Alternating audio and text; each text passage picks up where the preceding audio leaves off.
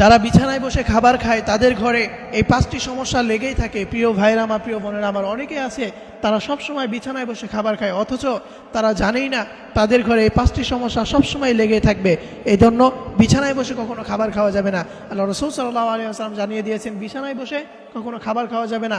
যেই ঘরে বিছানায় বসে খাবার খাওয়া হবে সেই ঘরে এই 5টি সমস্যা সব সময়ের জন্য লেগেই থাকবে। তার মধ্যে 1 নাম্বার, সেই ঘরের লোকদের ভিতরে কেউ না কেউ সবসময় অসুস্থ হয়ে থাকবে।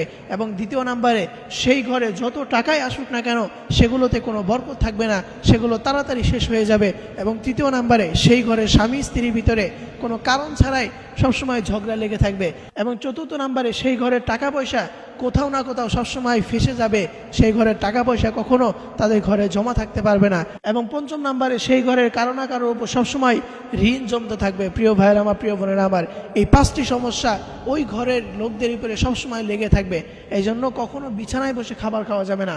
এবং এটা হচ্ছে পরিষ্কার পরিচ্ছন্নতার দিকেও একটা খেয়াল রাখা উচিত, কারণ পরিষ্কার পরিচ্ছন্নতা হচ্ছে ঈমানের অঙ্গ।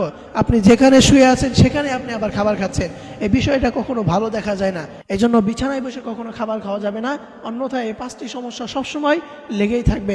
আল্লাহ তাআলা আমাদের সকলকে এই বিষয়টি বুঝে আমল করার তৌফিক দান করুক। সকলেই করি আমিন।